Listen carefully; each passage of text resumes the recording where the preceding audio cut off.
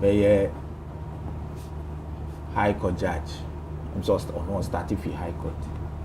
Be Court of Appeal judge. Be Supreme Court judge. As a be Chief Justice. Maybe I will do. Maybe do. Me the need the man of in fact, along the line, Crochere my dear Kakra, the law school Kakra. Was not just the knee of one and a chess procedure, but obey baby Kakra the boy.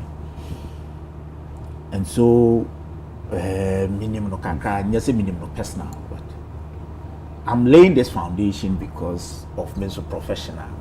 And yet easy. Me principle say me can't me no ho asem say mu yemi do. But I was say because asem na be dadwa.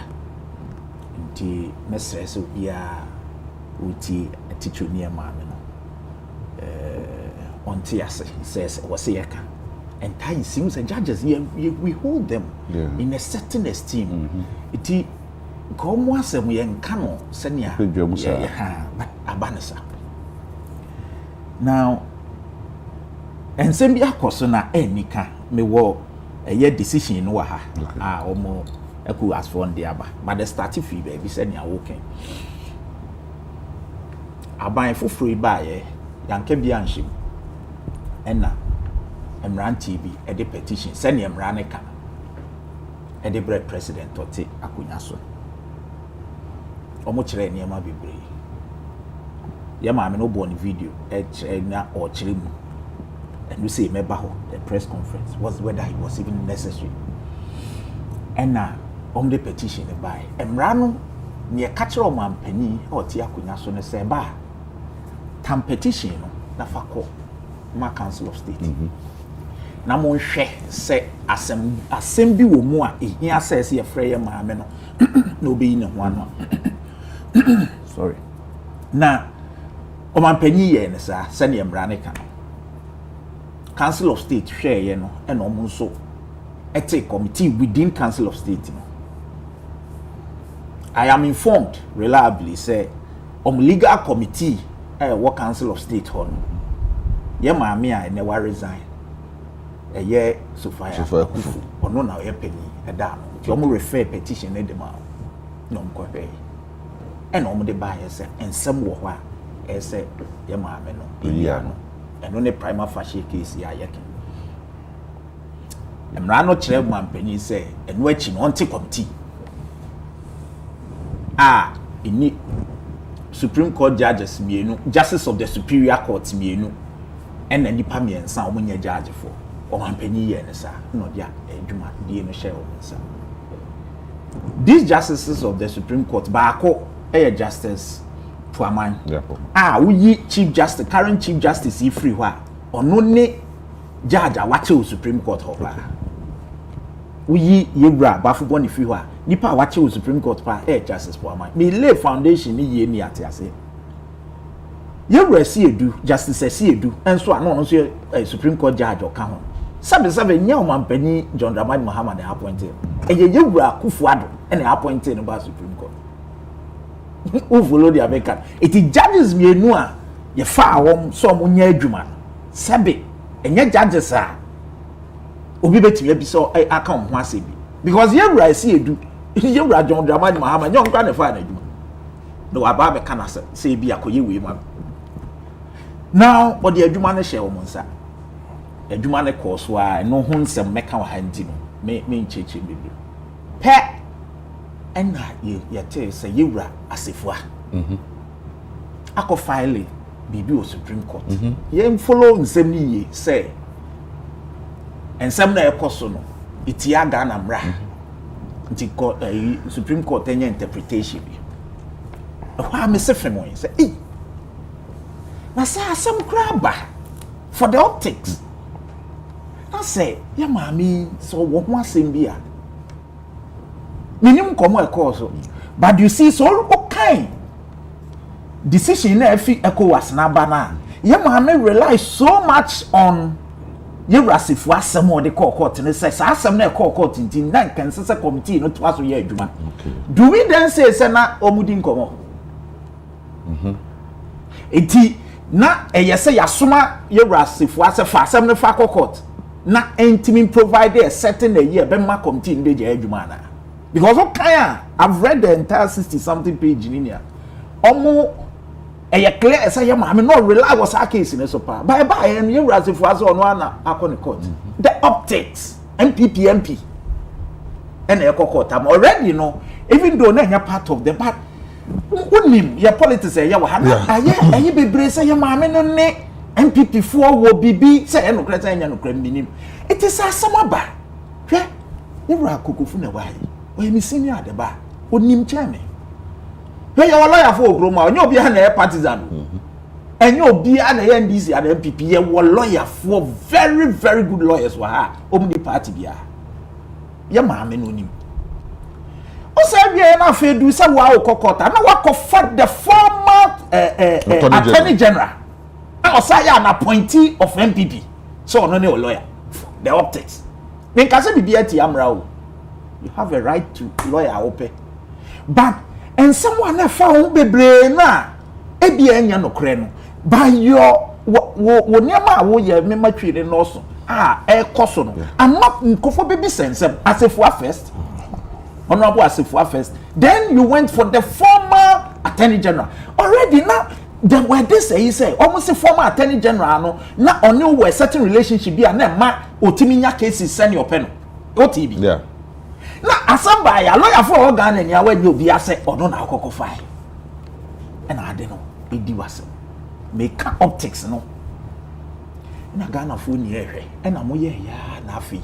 Asam no High Court no file Supreme Court no file no why say ninia committee no ye na adwuma omo frɛ wo koi o baaye first day one ma that is a big issue for you you sue and no you know super ba court no bogu ECOWAS court no bogu na sem ne say first and foremost petition na baaye na answer na president establishes a prima facie case wo ho no ye ma me tokonu asem ni new wa mo na manye it ye deny na fair hearing.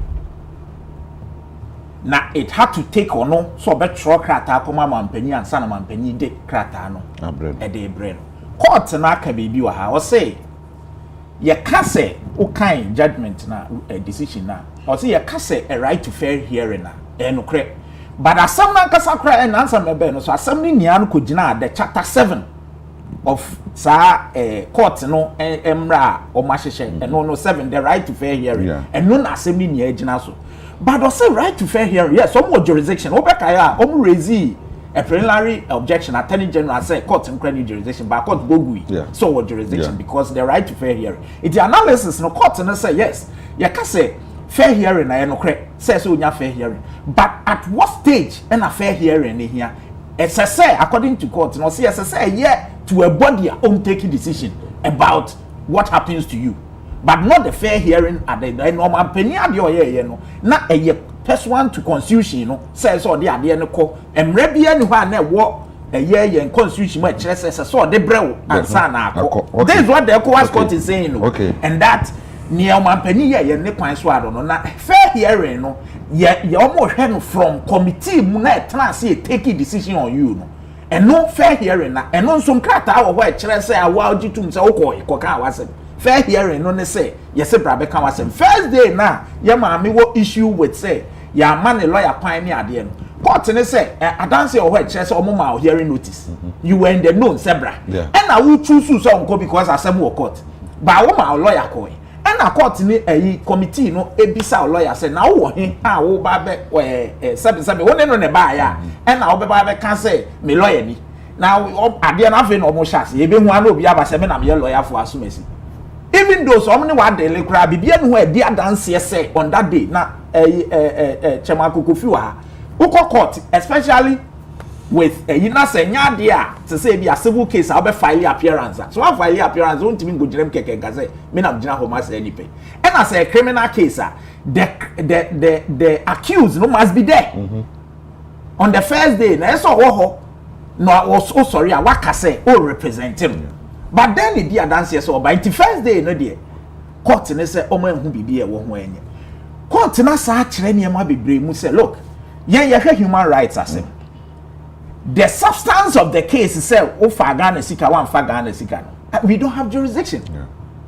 Court naka because a human rights see a human maame no asa ya maame na sa aka say the human rights was abused no adanse bi en ho e kire say your human rights was abused. So fa ne kunu ne maame court na determine ni a say omo ehun adanse bi e kire say esese wukun ko na okoya obi ye ne boni bi enu nti mini brintia but what dey yegu so na me kind relevant portions bi acho and now there are some interesting ya maame kan bi say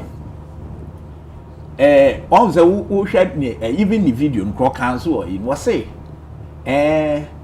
Ghana say or the ni kun ne back on holidays emrama ne ho kwan na sempo ye for say emrama ne ho kwan a na ese ke ye say charge no no tu yesika no tie o kan wa ha na say onyankopon awoso koso wo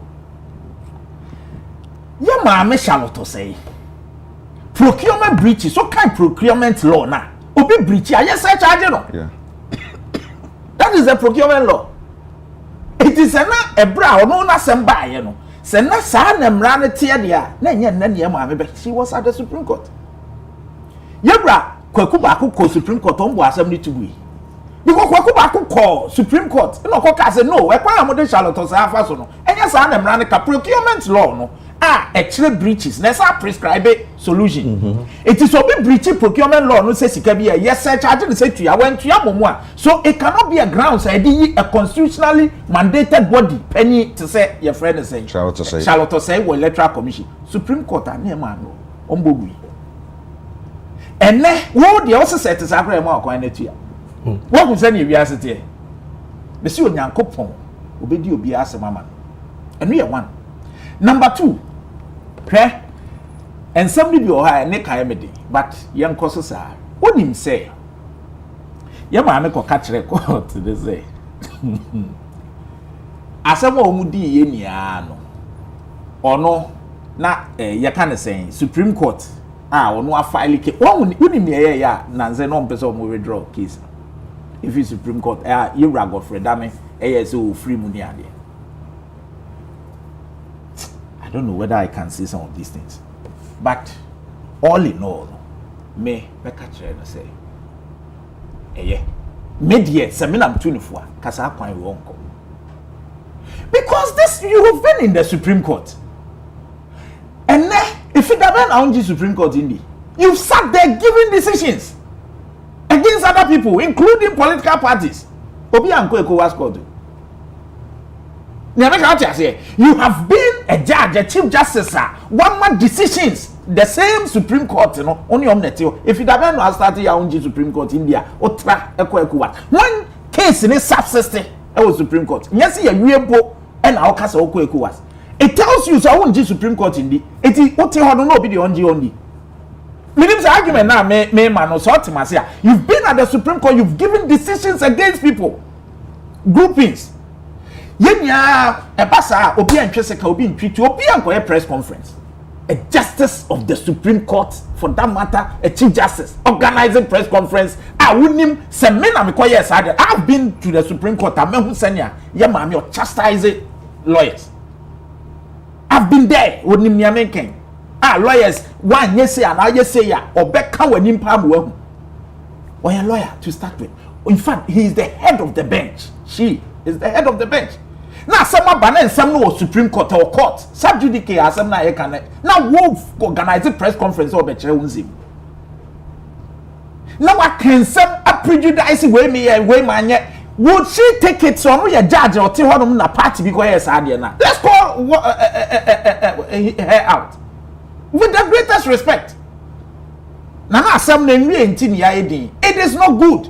Look, public service also can be said by virtue or say or high court judge, court of appeal judge, or a member of the high court, court of appeal, Supreme Court. In Jesus, chief justice, and say no, like us in say or your member, and then the court says no. ECOWAS court. No. It is by virtue of the fact that you are chief justice in Tina, you are member of the constitution, you are member of those. In you say chief justice, you are no more a member of those courts. Say some way see the international embarrassment. It would have been avoided. Yes, Charlotte said they no ni ECOWAS. Na Charlotte say ankasa did not when see court back okra ye kwaku back mum na koy and ye born gui and of fan feet and of the tenant baby. You do baby a public service. Look, and I'll tell baby. I also the obey your private job in terms of we okay or despite that. And yes, I mean nyansa chen one as with him dear chen until I'm MP. But you've taken a decision, baby. Go ahead and now will send your public service city and it is who take a decision so best some or minor or public service more. You should be ready for anything. My Americans will say okuno on kun and man who number one as a static Charlotte Sabres. I've told you, I think you answer charging. Go and read the procurement laws. And then one who's a yakun. Or Mama, I said, we you're Rakukufua, the current Chief Justice. Even or football, yeah, with dear Chilikobi, MVP for Uncle Obia stop for. Oh, no, and is their right to talk about it? Say, if Omoba by minimum said 16, 20, 32 years, so Omoba, that's Omoba by who BB. Say Chief Justice ne for mine si kabi a ense se nkofa o jepedi am binti no de call ya sabi o te ase abribi om friend misa no nobody and this need no ba be defend because public service no unya gitum say obey public service it goes with accountability but then to me man say sabi wo ya judge na wo obi sabi obi bokro no a won kase yensa mfa ade na okro no boy yemfa na ade mfa ma no nko na wo se wo de anka ade anka yensa charge when ye de bia di obi am ye yi no. On several occasions, you see, let's be careful. It is also Okwama Ghana, and you now Okwama yeah, sebi, unjustifiably because accountability in the because will be a Chief Justice or President na President and Kasakwa Mrano Shano say be or one same young friend within a certain space of time. So mind you, it is my man no and family may say and wakwa could do ECOWAS abon sem niegu minim baby edu bi obeko so listen be Supreme Court still that is the issue. That is why I have a problem. So and somebody be brady call ECOWAS court no ni ada so Supreme Court. So why the haste? Somebody who just left the Supreme Court and then the only confidence of Supreme Court e trend na ekoso. I can say that. Meet me deduce say ne enu ya na wo Supreme Court won ni gide o Supreme Court so be di wasema mawa na u dwane afiase ECOWAS ya e kire ne na ekoso Supreme Court. It's so unfortunate. We are a sovereign country where oman nyo obi dia o me enu na make can it on record say Charlotte say was removed on procurement breaches one court e ye individual and me say as if one na ya kamni proba dem Ahmada has been High Court, we call Supreme. In fact, we filing cases they bring, and we could pay ECOWAS. Now, this is what ECOWAS, the international world, is telling you. We born so many years, comment to be called and yet palatable. Say making kawa. It's so unfortunate. Media say, "Oh, be bet me advice the traso." Yeah, me traso wasum traso. The okaso obekwa. Minim ni anu so afi di obekwa so obekwa international court of arbitration and as of minim baby abesa akobio and the Supreme Court and our lawyer for cry pay arredraw free mu na no ehun nsem no na make se mintimi nka wa na all right wo fa kokofu am say nsem bi wo tie lawyer nsem o kan ya ono de na adwini mu no na nka nsese akese ma mi toko no otwe asem no twan sa na ohwe se de odi kan de asem no kra court honorable asefua oye MPP ni owie ye ne lawyer ni nso a Godfrey Dame ono na a former attorney general oni mame na ye adwuma for so many years abanda da no mabre so na mo yi no nti se na mani nyina no mane koye se ai se de ye di nkomasi na mumu nkona na microphone nya adwin bi sa ye didi mo am ko du ECOWAS mame wo so ma de ba nyina no nso nyina mu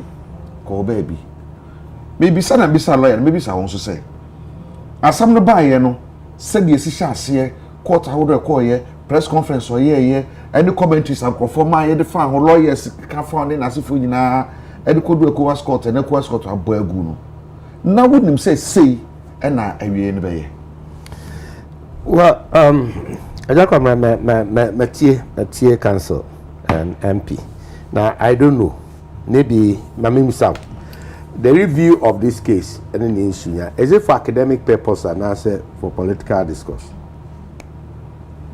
Review on this case, for academic purpose and legal academic purpose and answer for political discourse. I want to Yes. Well, fine. You see, the politics of it. Lawyers, if we are MPP, and lawyer, if we then if you are in opposition, now what some say, I buy no honor, any judiciary, no, as per Chief Justice, they mentioned her, or many I buy no war, Chaka, and tis a mobile bemoa, will be making sure, say, will be clear woman. Now, my packet, the court with your own most version of lawyers. And then this was made clear. By who? The then candidate, presidential candidate. No, yeah, president. He says so. Or say, yes, so your judges near lawyer for me. Yes, so you're bad. You be making sure, say, course no more so you're packing. Well, I wanted that. Okay. Maybe a platform. But then, all indications, they say, time and again, NDC in opposition. I can't say judicial no GDO. The courts are packed by pro MPP lawyers and our judges. Yeah, and also senior factor now. And also your fact. Time and again, yeah, once. A bribe. And until the threat to say, you be judges and I say, you be my judges be a coffee near the Bibabe Kahon, as was established. And this is not the first time. Okay, near my uncle, Chairman Kwabena. There are so many ways to kill a cat. They didn't know cancer. At that time, no one more opposition. And I no more power. They were in power. Until now, there was a problem with the judiciary. It was a crime to be over cleaning the judiciary. You see, we begin something. Yes, baby. The most dangerous thing for us in this country is to politicize the judiciary. Let's say and I mean, the most dangerous thing for us as a country, when you see about politicizing judiciary. So what's here now? Also, no, because judges being way about they were all appointed by Nana Danko Akufo-Addo, which is true. And for that matter, President Awabe intimidate influence be our woman. So that is what he was trying to establish. But your constitution no says president be our baby appointment. And at any point in time, you will have the opportunity to initiate and also get appointments done. What you say? Yeah. And based on that, you per se the better politics. And I say, we never far we were we never far no into that. Therefore, or no way. When Chief Justice or idea be nonsense. Petition call for removal of ECs in the President Boy Chairman or said that a departure from a certain precedent. And then you're allowable. You're allowable. Minka say, what can I say? I'm a woman, but it shows that kind of neutrality. He may be wrong, or he may be right. And you want to make it, but at least there have been a departure. And it is how argue say President Owena appointed as CJ, but the contrary to a year. It's a plus for all of us and for the judiciary. Now, the subject matter can was it. Maame no I go through process. Ana osusu se etiti alfa ahodies. Ana osusu se niam bi ankoye. She's merely exercising her rights as available. Yes, you enye your ade nyina ho kwanye nyina ne fata. But ono de osusu se fata. Say otu sa na mo. Enti aye opinion and right. And manu nye nipa boni nkuduru bebia, and that is to open the frontiers of the law. And lawyer knows how does law grow. It grow by testing the law. And to the bia, until the Buddha says it for academic purpose, and at this point it is. Because law lecturers are listening, they are viewing, they are following. Law students likewise nso be follow no enti mre bi we ba ye na eye den na marfe o ma rule bi an ka sa asem that is the point na rule if we had a kwa enti agbedu ba bi no they say professor na say lecturer akra be bisa aso say wo di asem ko na wo Supreme Court wo ho kwan say utimi move higher up to be a biana it can be a question and then you must give your reasons and niema we nu sa no and the reasoning near the beba that is how law grows and it to be we may feel so make us timid but e bia yenya man in car that much and let just say asem suhye omu e bia no be untested it is obi nya akokoduro na de ekoso yi no say yes minim say na ekoso ABCD however min tisu se mi pia komanim a bia de ma bi be fifiri mbeba se me kra na amoa me na ebebo ame da and obetimi aka che se bi wa ye determine no 1877 and applicable and now judges of today be say sabre no na applicable and nya applicable nti yemfanya adwuma bi that is how law grows nti instead say ye be nunu no na ye be dimi ni no as if say wa ye de bi ade bi a ye musu de ne we should rather say she has been courageous enough, she has been that forthright enough, at least the contribution apart from so best several bench bar and then the bench throughout and then yes why ye bi this last minute and I said the debi it may pop up and lawyers of that day they review a be fa gina so e de akawa asem e de aye defense e be gina so e de aye judgment until we should not rubbish these things off as to say asifua lawyer asifua MP and the deputy call deputy attorney general and the call be may serve under a particular regime and that regime no and a branding me say may one of you people and untine mama ni huni and as you say may go through this enti for bia na sika crowd be high lawyer be from baby and am crowd be ni enti yes wo be adwuma ma o mamu no abra me penso enti say ne aba me say ya me so me wo pepa se me ba beboa aselo this is not the first time a friend is saying obi anya asema or picky lawyer bia known a particular political party. This is not the first time. We know it. But me, I don't need to go in, stretch it, review, and because at the end of the day, it serves me no purpose apart from a friend is saying academic purpose. But legal. Brand in some by no, you share commentary and someone who party for no carry found. Say the mo come and do baby say and then the cramo ka say abako for bar judge call ho Supreme Court judge call and I say a friend say Chief Justice for ho musu be yin afi wo sa na mkrofo de bi kan na sefo a and na me bi say ekoba ne say do me do you honhom no we no so nipa ne bibia e betun aka so nipa ne bibia but because say you be sin chenti no wono so ye yi na sin chen say e ba de sa politicization o ka ho asem ntina me di we be ye hwe petition bi a ye call election petition na call 2012 petition 2012 election but 2013 no can am ka say abra rule ni e ba no opani o ken kan ye otemafo atuguba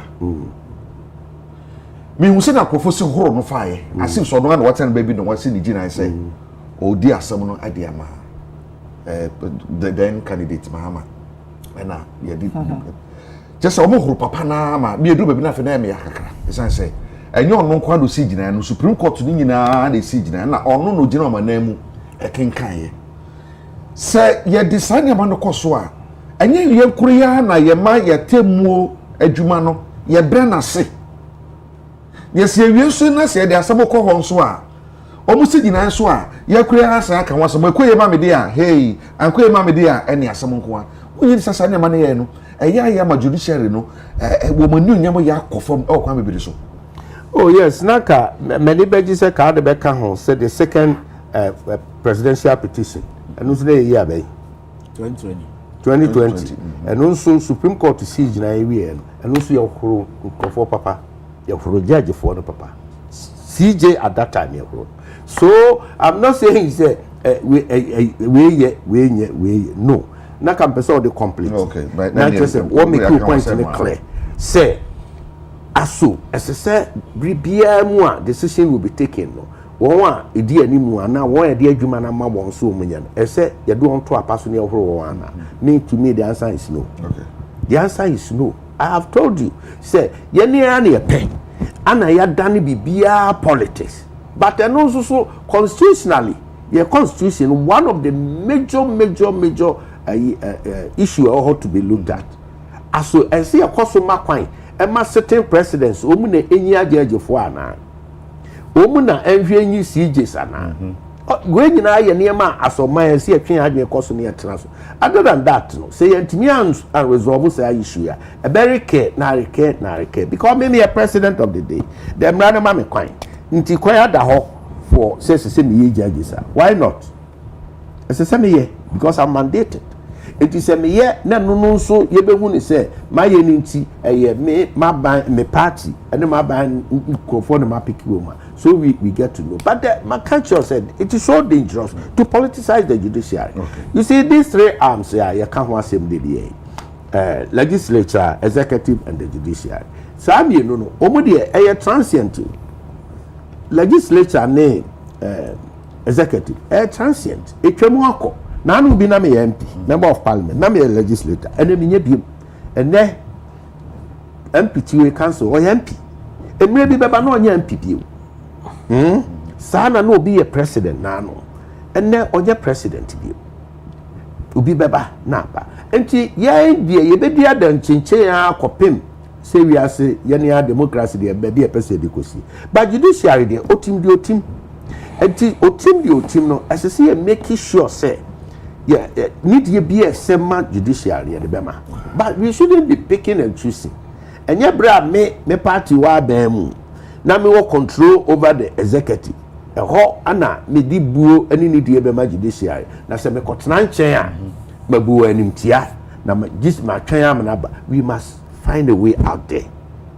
We must necessarily as a second biaso ye sigina ye wo manyi see the asemasi ana abentenum ye hyese wo mu na enhwe ye temu so a omakoye ye guan kobia so enunti se twe adwesi bibi so se bibi si o manyi mu na abantuguo ba abantuguo ba moment na executive and legislature moment mo yira kra eno de ye anu keke ye de ka say ya dissolve parliament. Okay. Executive sumu ni ho but judiciary de be de na soja aban kro no abeka say magu atemu adwuma untimi mu no e bia be frustrate and abe ye niam bi ama eno but it is existing and to say ye gitum say sa arm of government no na o intervene ema o de owobie de onibie mobrowa ne o ye high in society na ho akire wo no ba bi esese wokọ ene ho that's it and no so nkire say reforms ana say nsusuye bi esese ye de ye adwuma ma ho na adwuma ye no esipi na sita na enya gidie the confidence of ye amanfo no and a very big issue se kobase ye ni gidie wo mu a na yehu ehi fa bio ne yeko sisi ayeti ye ne enan ye tie se kobase masisi minuen na wo ne judge na oni gidie se obeba wanim na obenya atentene a one hwi ya no dem rasha ne sem na ne ancestor ye no aye that is where we are drifting towards enti ye momoden ntwaso ne ye make sure say eye den a obia no obekene bo wonkyire bo nti yenya ne a ebeso onyame ani ebeboa oman kyekire na yeni ankasa ankrankra ne akuaku ayeti oman mu no yebenyi yebekoso enya asumdue na ya tenase medase ebo mawa banyin ruling na baby. Yes. Na womo ya lawyer for nti be good kasi we so briefly say you say the entitlement no say obi kwa homgye mu a say the ija no kwan nti na kwanya sika no ne diama no ne sabeka na e bi omba chirichi mu later. Ebo ruling na ba. Yes. Wo hwe niam course wa to say sa ruling e ba yi e yo nwanwa. Wanya mwanwa. Aditra. Wanya mwanwa osende asam ne bae no Ghana fo nyina hu na azekora Ghana fo nyina hu ne de na yan constitution order one obiale nye bibiale ntie constitution no wa bra na ya maami na asam no from the war petitioning or president war Council of State we establish a prima facie nankasa so ebeka ya omo responded to the petition. I remember adekumpo osia no onye fe crying there. Ne response to the petition no odu journalist bi won sem Ghana wa be no do president o pajato makanasa ne response to the queries na the petition no then also no do president o ansa na wa babo ntina no babo ntinu mpo. But when the president one and no about my president openly or check nebufu the mass no cordon no nyanjo nti and journalists singing as we behind na way the my brother chance no nyina as way MPP journalist a known MPP journalist what discussing in Pansana openly why touch screen analysis of ne response na nti one trade. But mama can you there? Yeah, actually, article we gonna do constitutional the provisional constitution we gonna do article 146. As it la constitution chire do say the wuzi do na what the kadama asam no wuzi do pepepe. It is one constitution no ibiala anya azama we ntie constitution no na say wa process no yan say we wi a is it ko biala they will look at what your constitution says. Because we breach the constitution, after we breach the constitution and Chobaka now Ghana for constitution is the A, B, C. But then it's not. I can address here, mammy, and anyway. But BPI, no Kofoka, MP before one lawyers, Akasaka say, worker saying, and Obian, you walk there. You breached the constitution, particularly Article 146 of the constitution.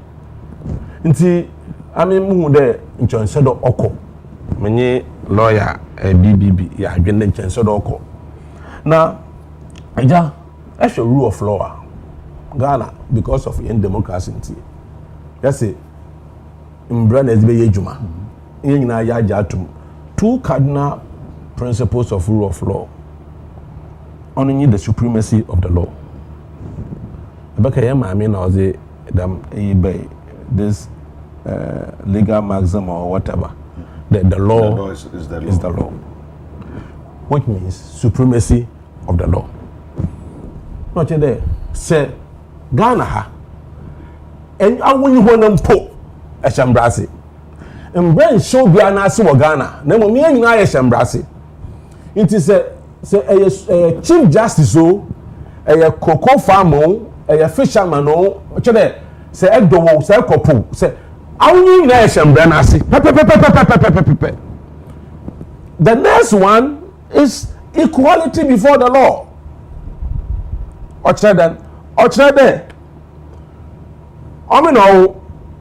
chief justice, president, speaker of parliament, vulcanizer, bio papra nyina say asam to yan le kegina mbre n'anyima o se dem mbre onyi nezi pepe on se dem mbre no o favor nipa ko no jakot na se dem no tiza no sa sambisi na se ye panyin bi kegina mbre n'anyima na se kana asama no so o politician na o politician mpa man kofo nka de easy asem easy nchembre ne sinema won hwe ne video hu won hwe ne mpo ye ne video hu na nche one favor nche one from Ghana to nche kakra so obuku ya ponchi oku your mobile phone also wotum jail ni za no say chief justice na woto so aya azibi no otiam bra Ghana ha o se dem mbra ni uzi pepepe ye ntom yamnya mbra sonku yemfa ma obi owia plantain woku ye obi nebro woku ye ntom yamma mbra sonku yankada wo mbranyi no wo so o se nde akọ do enyin wo bibi trabe chief justice abe speaker of parliament into wo so mbra sonku do not za na se constitution ya yedi yedwumi obiala anyadze mo wente constitution na no chede mami yin na ejin pepepe no ye she case na so no yankofu kada nyo aban no hye waka hye bi na chi na wa petition da wonyin ayankofu nyim nyimpa o petition ni man of Mr. Daniel Ofori no yankofu nyim in fact most of the companies in Ghana only the majority shareholder. In fact, that man offer withdrawing investment to Ghana, Ghana economy will be seriously affected. One of the richest men in Ghana, a serious investor. On here, a round boy do a political party or a petition. She had concerns as an investor. Because one of the things that every investor will want to look out for, only there, a man may invest woman, one justice system, Juma. Because some invest in some mini asama court. Na say judge Robert na one. On share asama no member say na mom about for kon bi na we dey tiamaza. Na I should have all the concerns as a citizen. It's papa no the case in all the petitions no. The petition no wujina do ma what the case asama no ma oye mami waka the uncle tinefie. Nti asama no tintin tese abanye de as all yeah, you know, you get a constitution though. I mean, man, kind of politics of it there. How do baby mpa? Nko foka mo ma afenyo marking. Otumeze case to court adapa. Na you are na our panel. Nko justices what no mo hwe the case in. Actually special treatment for afenyo marking and mu nsem nyina no. Onyaze e go into details, but the most important of my conclusion is that Bibiana wo ye biano it was within the confines of the law.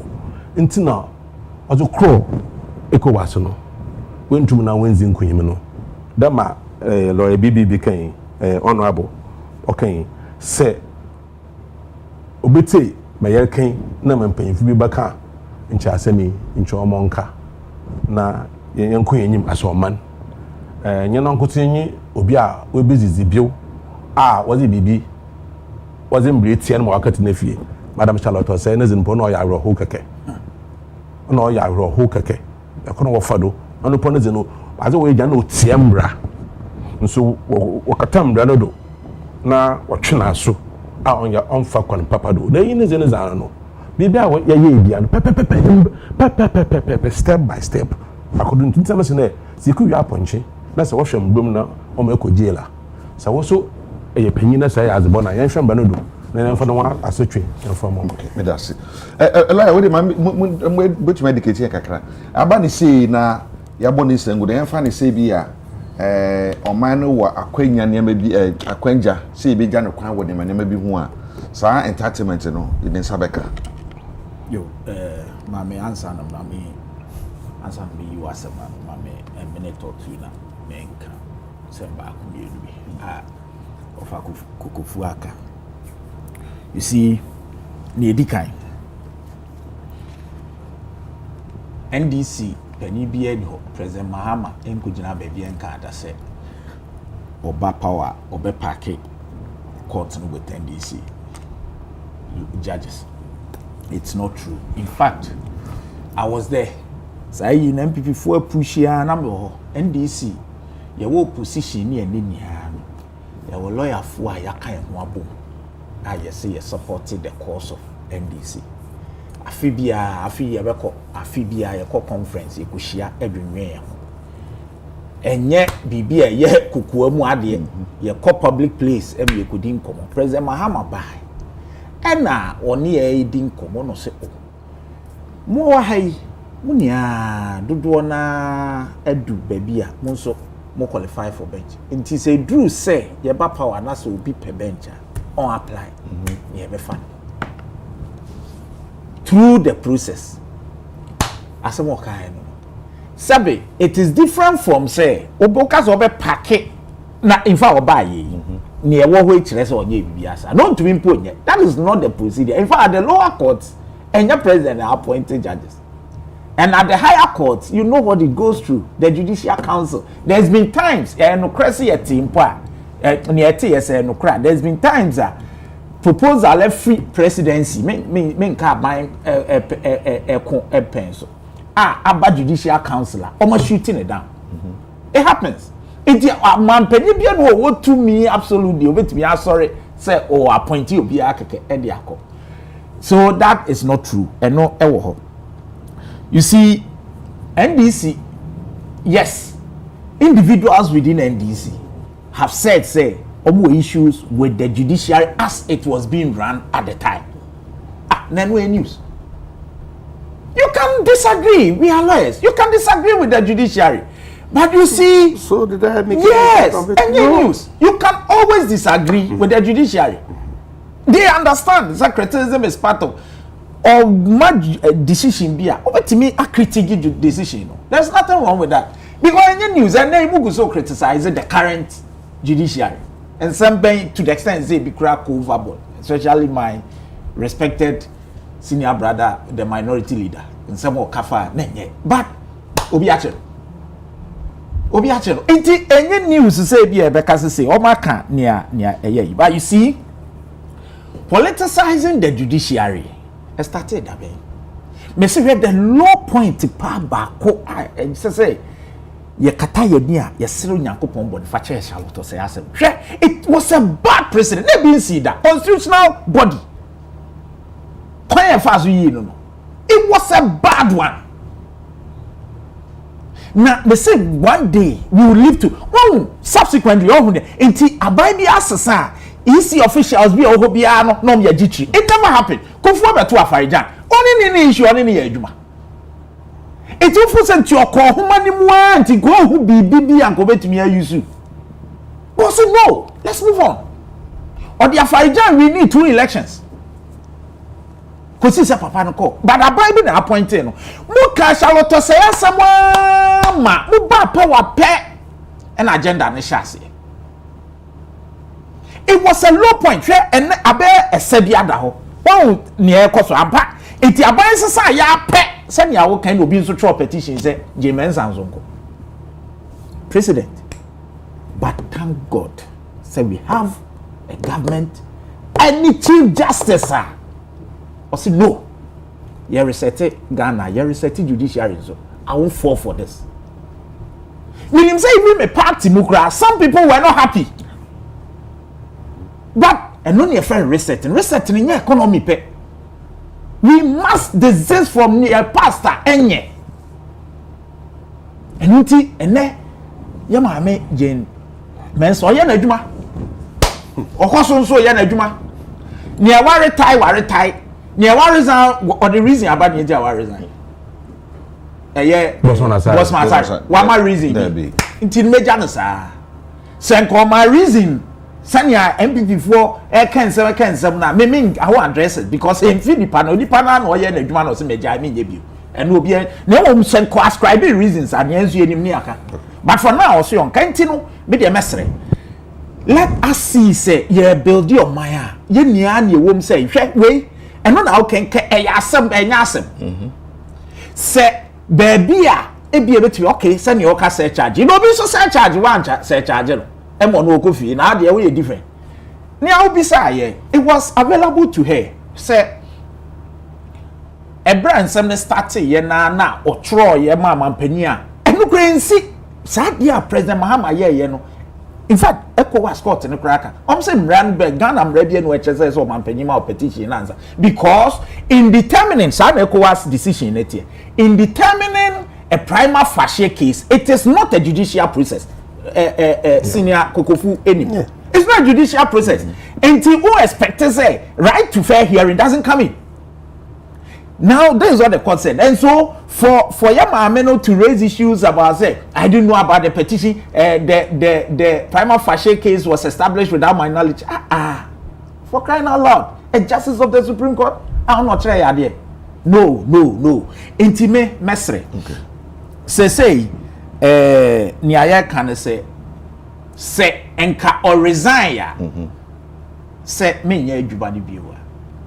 Okay, or that's your former Chief Justice ne entitlement ya Sabeka.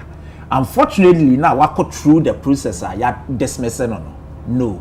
Unya entitlement bia. Hey. No. No, unya entitlement bia. You were dismissed. Iti unya entitlement. In fact, as a former Chief Justice, no constitution no it be my duties be to say Council of State member as a Chief Justice be serve was unqualified. Per yes, no. I say we are adwuma na you ready. Enti no, no forfeit. You see this route, it's not the best, but here we are. All right. Here we are. What for go? Yeah. Ayi momranti di bi echo party headquarters. Na member producer na bo video no. Obo video di wi na. Me refi on the lawyer for no MPP former Attorney General ba kon so kan. I could. The MPP lawyers. Well, say oya the lawyers. No, because there is nothing legally wrong, but there is everything morally wrong. Oh, everything morally wrong. Seriously. Seriously. I say with NDC. Yes, Agya Kwabena. This year cancel. Let me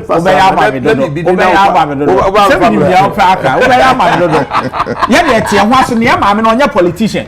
You get the point. Of course, on your politician. But your on your politician. On your former Attorney General. On your politician, until now, lawyer. No, until you can set off a politician lawyer. Already, you criticize you, say, and go for dummy, and where a few days was Supreme Court under your tenure. Now say, someone go for dummy now as a cocoa fancy lawyer. Yeah, into this all right. Oh, no, it's not right. Oh, legal right or morally. How do you put moral? But you see, what are your advice? I won't advise any Council, but come to think of it. You see, so me know. See, are politicians. The moment we are out of political office, it is easy to be lawyers. No, dear, when you're politician. And I'm meaning, sir, yeah, dear, to me, and it's a Godfrey Dami, or free office. When you're political office, or your former attorney general, and who your former attorney general, you say, I go to former attorney general. Yes, of course. But then that will be when people lawyers that does not preclude you. So may you sue. Only when people lawyers because as lawyers, we said the next case of a is Western region former attorney general. Nanyim da hwa on bonchen nti azan nanyim da ho oh you rap ufu minimum no advice but you see the point is so clear say and I'm a minute 2 years is it not to help the front no I said the right and of course human rights Ghana $10 million yes of course expanded the $1 but the reliefs you know all yeah, the next topic. But the second release how to be Ghana $10 million yeah, kind of Japan. But party for be at the petition be no the country petition be. Na sa petition no mo try no. Na free I think say Western region also. Central region, sorry. Central region. And na sa petition no efi. And I want some more kind na say Owura Kennedy Japan ne nsem bi okana anti-party activity enti no saa suban na order na di no party npanifo no hwe na womo enyino free party no mo saa letter no by somewhere last week and saa letter no e by na nka mehwehwe na nka mahwe date no na media amount na so anya yi ene didi mu ababeduru se penifo ekọ neck meeting e wa Lisa video bi enam social media ne circulate nyina etuma hwe uti sanka video no anka yemmo na anka yehwe na yemisa say what is going on in your party MPP oh but so what can you now we say there's a petition say one party member the nkrofo we say yenyi fi party ana party penfuaji petition ana omo dey connect meeting who results there be until let's wait for the decision our party penfuaji the paper but you see for me yenyi ni pay the then we will get sir ntawantawa any ade until dispute resolution kwan ya fa so tena say ye negotiate ye mediate ye make sure say yes e bia na obi nsusu ye no susu bia say fair hearing ya ye ken ipa no obenya no fair hearing e bisa na no asem tie bia obekire mewie no na ntise ne petitioners no kra edwene no na na say omufa no then decision will be taken until let us allow it to happen. I mean the process no but we because some microphone be commentary in some omoka edify this particular person I reckon in Japan before the presidential primaries in some microphone cadify no ho and said the microphone who ni fire kopim say about one ko na wie any ho ne manema any the after that nso no still na no say na me wo ho Ken must go video yi etwegu na akwai say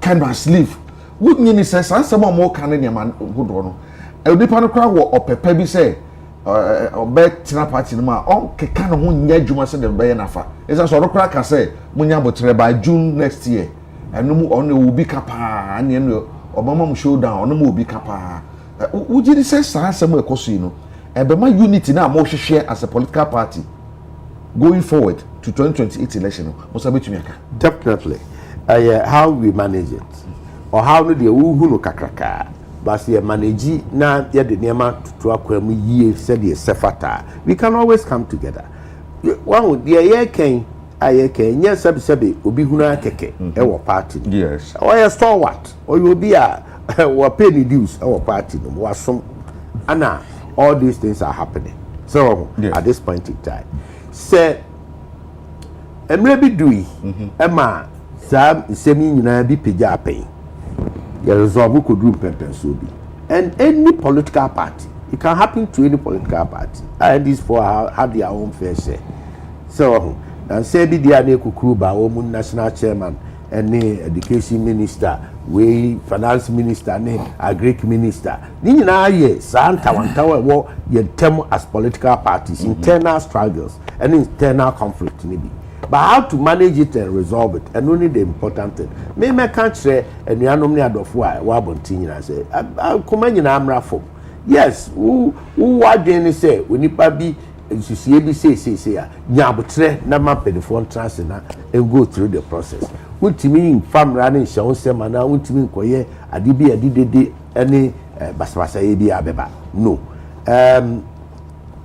as we speak today ade bechi na mpani atrance na bibia resolve na onua ne move together wow o champion course bi there now be so nti enye de bia da na ese you push niema division no will be so but that's what is going on now and I'm saying mo be kabo mu e de akokopre to me na se mo a mo pe dom akopre to me no wudi mu ankasa no raka na de Japan onye ne pekuma wa NPP party ne mu obi a ne mo du ye pa na obochitafo so na ekoba se bi a mo party fo bi ehoro no se woye bi da na obi so bi de tia na de ne emamu ha na mamu no se mo hia dom e de akopre to me na I say in some be wo your printable to me kakra wa fidie so na so di pa no mo ye ya no aye pani bo so akasa man kwala megu mani mu ase nko so pa me wie na obi aka ani na mo to me tia mo man say do me person by judgmental yes you see the issues are ongoing obi aye petition and ankrofo aye petition na kodi mpanifo wo mo a wo to me say so mo transem so let us allow it now omuntra so na ebi wi asekra na petitioners na asemo kakra ebi ana ntisa na nsuo bi ani enti me my appeal to everybody say tempest must come down and say ajobre wo do party na me nya sure so bi enu wo do party ni chen obi e wo party ni nyina ado ne pe but senior you issues ne bibi fa ne bi ebe hunu from different angles enti mpempi no yeah ade anka ye kakra bi betumi atena se ne resolve yetimi jama ne escalate which I regret ade e ha me seriously ye mu bi have taken steps say anka ye betu anamon na ntawantawo bi e we yentem bia no ye oba Ashanti regional we've taken some concrete steps the pebi no ma ho mani ma ferry enum ne ade a members of the clergy himfonom ne ade ni pebi wa edidi ye ho nkoma to make sure say the enkabeya bufu a bitumi apagya ne ma kesi bia ye bebre nas into at the national level I expect leadership so on do on na be see from seriously na ya call for calm so enye gina bonten atu obi ho pe na obeka bibia fa obi a ho a na be ma wo achieve the open ba no so ye bibia hwe ye fa se wo minimum beye if you do no adwuma why party chairman Ashanti region why MP wo preso bi general secretary wo nye nipa kuma party ni mu na obamu se ebia obi a oba party ni mu ncheye abrante wa ababaawa na obetina radio so aka nsama fa wo ho a ensem fata se obeka fa wo opani bia tumi entia onipa ne se dia ye ijai na onipa ne ya na ye wa ba ko obi anka de toso mi nu wanka de toso mi nsa obi anka na okoso a toso aya adwene be na obenya secondly sa petition a wo de koi be fibre a go ye ne sa se ne ye bre a ura kana Japan grant interview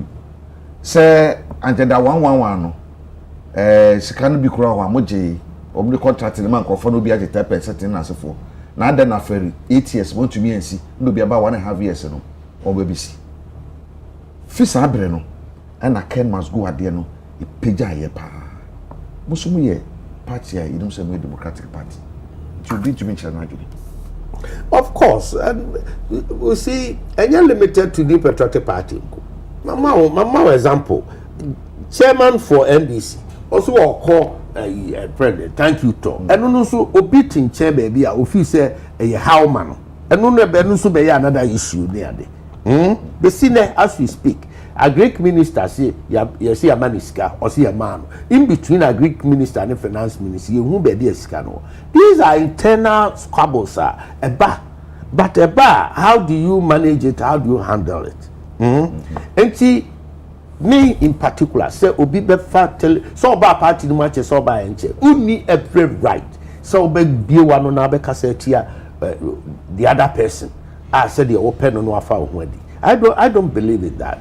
In discipline breakdown of discipline and across all these things enti say kenya me ye adom na enya the full complement of leadership omubeye forward looking and making sure say from national to the regions to the constituencies up to the polling station level everybody is aligned in disciplinary issues in the measures I can boy papa so me I'm yet to see say one afa to one so say ye de bekasa ya de tia obi foforo ne ye ho it is happening here and there you too far near too far yeah me way obi kura hu me da oni me da bia na no kan sem bi e fa me ho ne ade a me te kura na mabu me ne aguso because nipa no oni me ana de o kan no minim say enkosi ba bia but no bia na be taking a lightly sir particularly when it is in the full glare of the public enti I employ on party penifo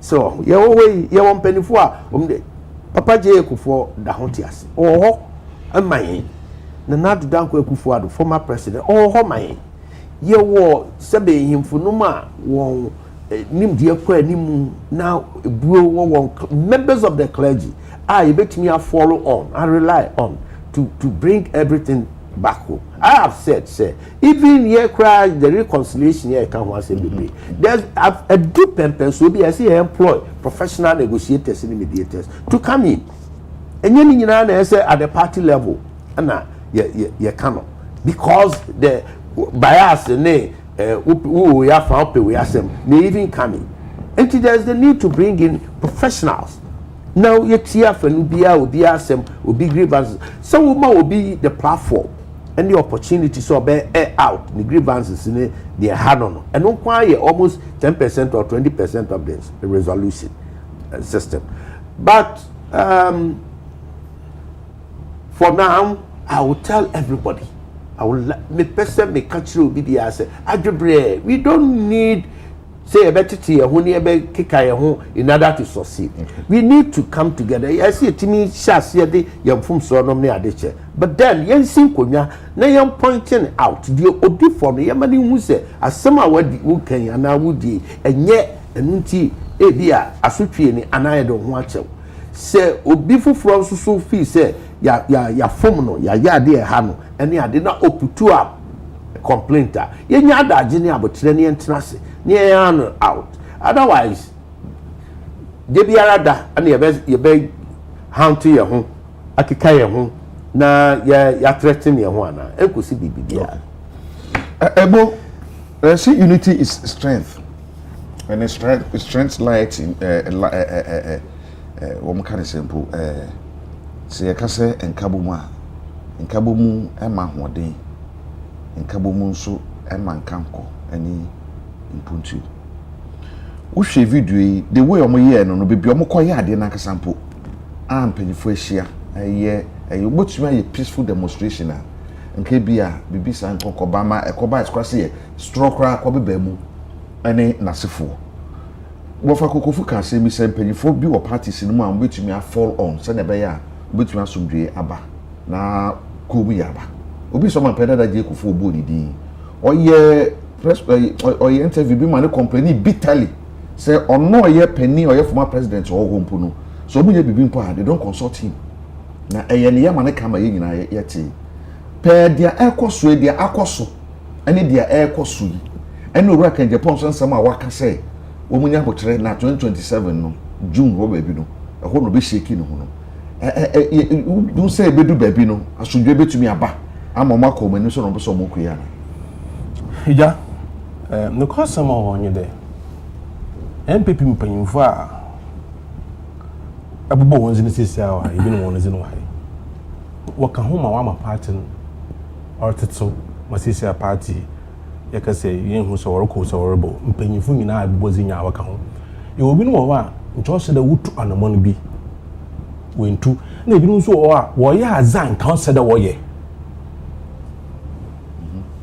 obi no ya azan kan se da wo ye na ebi no so azan se da wo ye wan ye into the mpanyimfo wan nzama wo ye no na o ma party sisala or tutu ya wan kasa hu mo won ye but all your roho especially say MPP ni da na say ehwe Morocco do ya da ma me 1992 no join the MPP na minim party na most of it na mo hwe the values and principles are na on my party na yakono ma yan nyina issue so that time you join the party say to Morocco di ho some mo fall into coma at a point in time.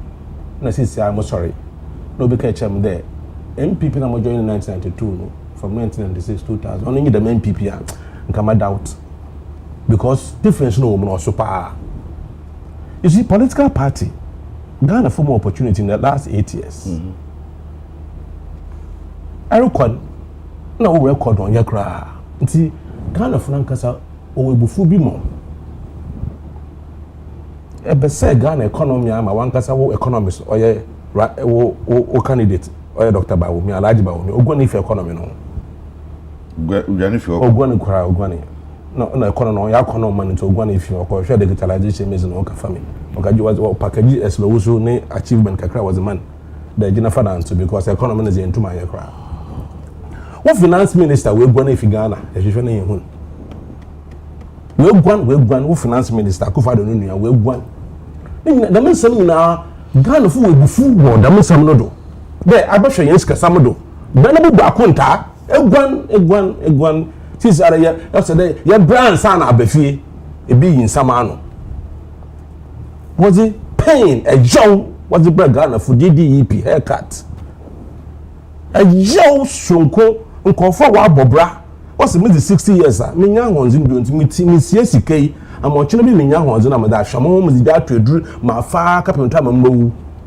aduze bobodo me sikai mo do bebi mpo bi no mo nyi sika ntwaduru owu mo won busuafo nyina pain I the mazin or the mazin the ho. In government, problems. In opposition, so one behavior in parliament. Ma yanko, me junior, afenyo market.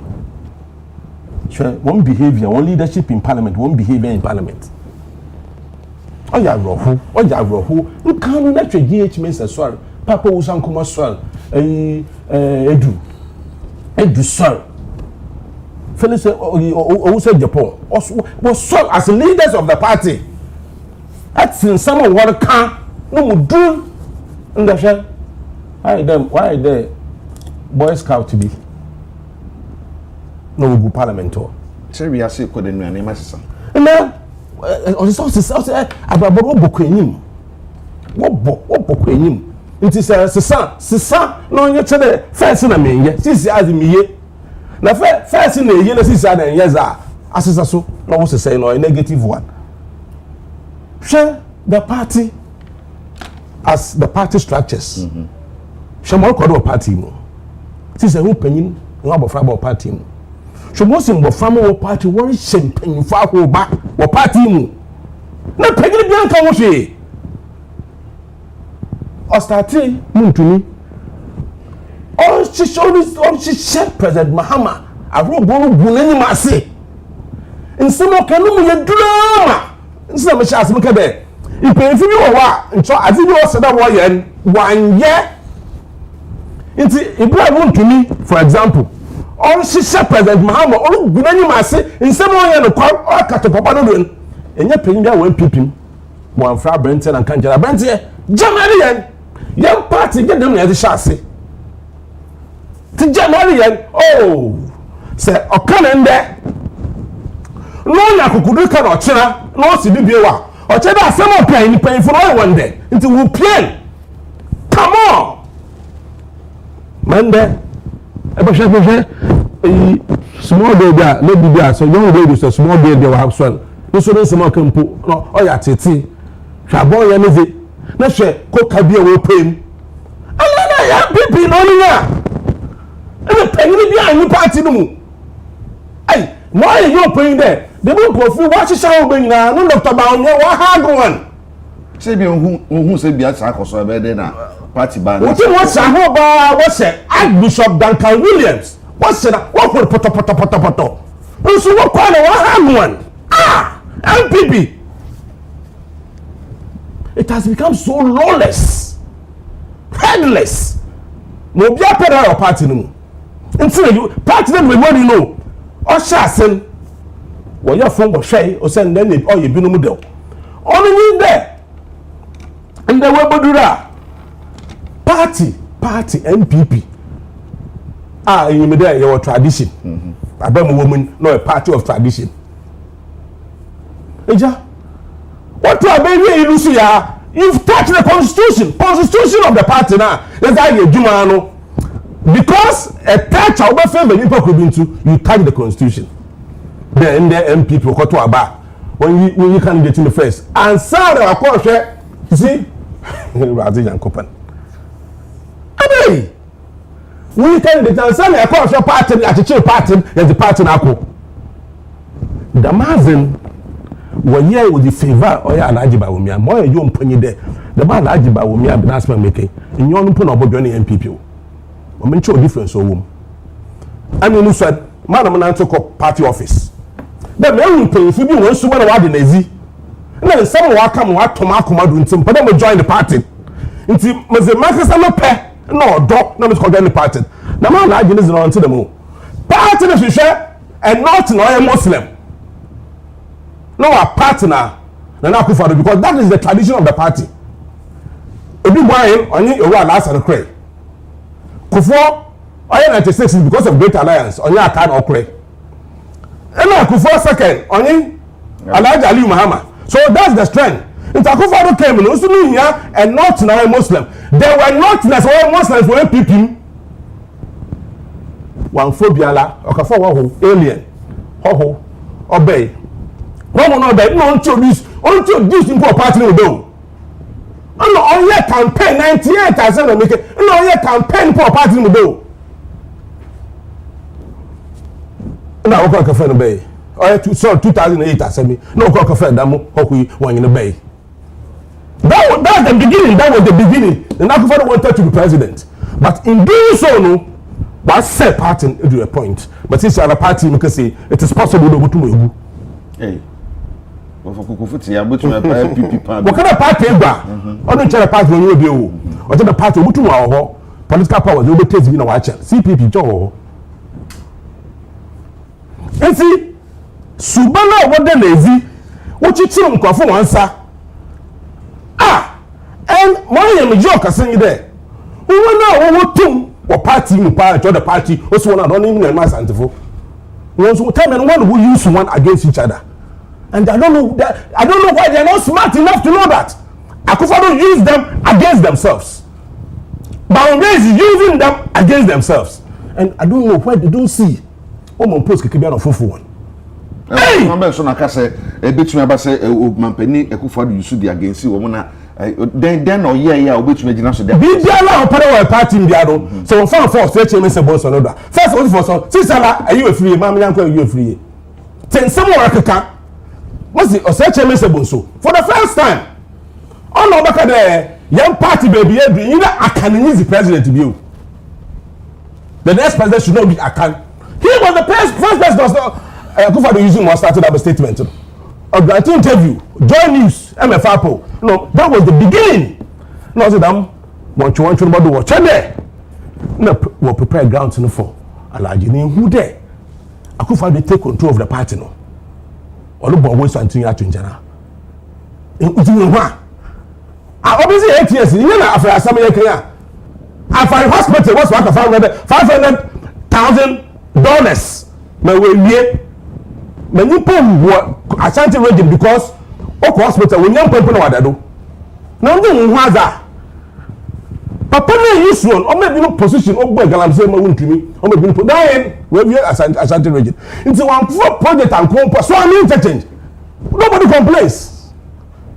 It's a Padama Baye Kageta phase 1 8 years into my phase 2 Ashanti region. Or for you come marketer. I find for you come of a call market. Padama Kufo then you ask you, but we no 8 years, we didn't touch it. Into what was that? A2P was want it you will find when you to Mampam Sako, A2P was want Mampam Sako, A2P was want Mampam Sako, Mampam Sako, Mampam Sako, A2P was want Mampam. What's the one was one secret to Jordanka? You are the most powerful people in the party, Ashanti region. In the Wabe, La Sula Lafu. Who's that over there? From Akufo to Bawumia. I'm sure we are also Samia Ukwane, and you shall go because you want to do. Why should it happen?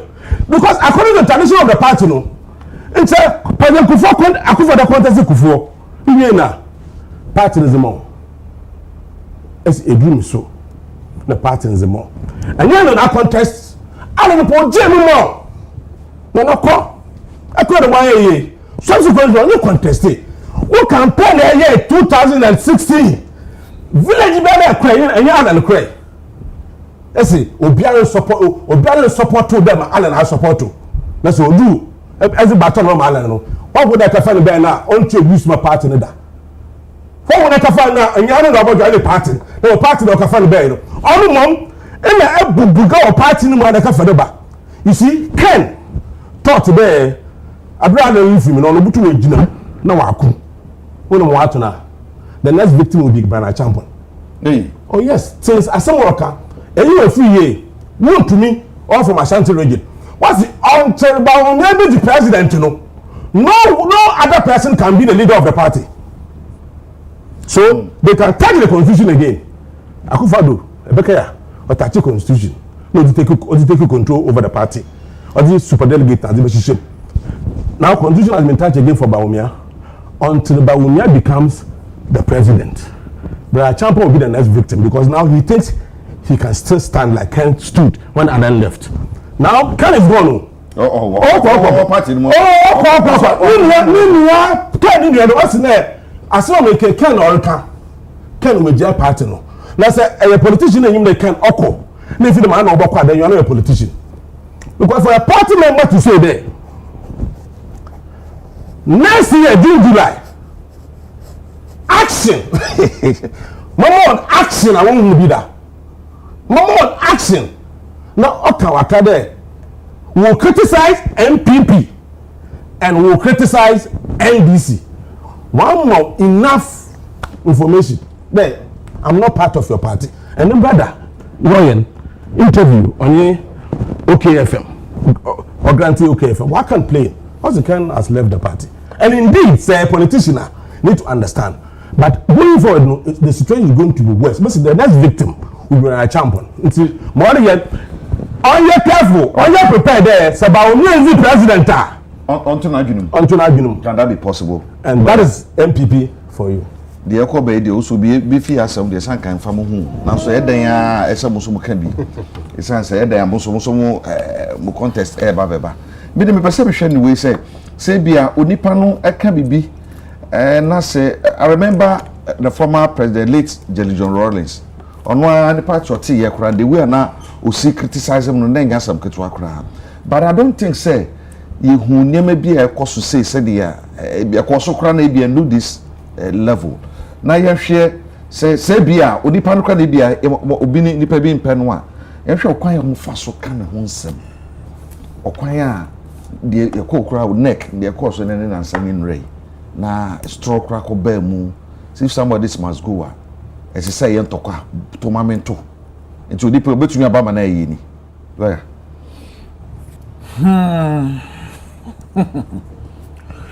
But that's it. Tie and penful me, your mo party, or your media. Oh, son, uncle, come. As play all the man, Nanka, Macau, and work more caniano. And then they were free. And Chairman him say you are Kukufunzu be Hukanian. No, so Agya. And okay, let's put all jokes aside. NPP. Na Ghana for nim NPP no. Enye Asesa, I want to be charitable. That's what me Ray came. Those days, Isusa to say, as a minority leader, J.H. Mensah saw a press conference. We did this, President Rawlings, no meeting, grow become duty in your maker. So I require media pluralism, crime, my brain. Look, those times, no, and you've been a share that could share them, echo drafting or debate to our thing. Now it is the CMPP, a latest party. And one neba because of saying I'm conducting of here. And then you but the way to madam for NPP video, or got in 2016 and your chances you will need power. So okay, Fuku and hand your chairman say we news on the only way crying and just will be winning power. A phone card. There be a sound to Koya, TV. Yes. And I'm seeing baby, I'm a party here doing. Or can them say we did and color now. Polafoku, and the Quabeja problem. Some carbon modern. It yate, it yom so pamunipa, only ready. Then almost say. Now, but here, you're a cuckoo now, and young one because many of them coffee be shower TV so they radio so. As of the year card through. Okay. Homes rocket. As a man, I will catch up. So be a car. Once I'm teddy, that we tell be a cow through. Where Bema cafe. What be else? When I'm going to TD with a monitor, as I went down. Obia no TV be fidie so e be kase ken enkola ya mrante ya no be use. Oh, that enkola ade say aye the politics ye di akirate mrante o mo ade fi ofie ba. Penifo bi she akire. Say ye ma ye te say party for the say. Ye no. Because obia so. The lawyer now patch say party for na ya dwun so be yi no. But so mu yi no raw sa na man for be kan wasem ntom. O mo ntimi nti o mo pe ba bi di ahye say nyen yo na. Ye mrante na si yin that enkola omusuro ken bia me say when what dey asem buy so why interview bi a kire me obi a wakasa se ken no duebo eyenyi no pani be na etimi akasa but we call them am so on say emrante ne nsem o ko se buhia ya na mo ka kire ene de mo ate den no muhia o ka o na den so no musuro o ntumi nka ye wa kokofu aka bibi nka ideal nkasa na mnim se o press secretary dey say no be kan say adwobrel if it have that you provide firebrand Kennedy or here Japan honorable what do we are oh what can some chroma not celebrating no look okay nensem bi police for invite no ekoye ensem bebraye ni enim no MPP Emma Ghana ni in fact Accra about to stand still celebrated him. Se krama o ho na so be yen jata. Unyia, o na na ti o.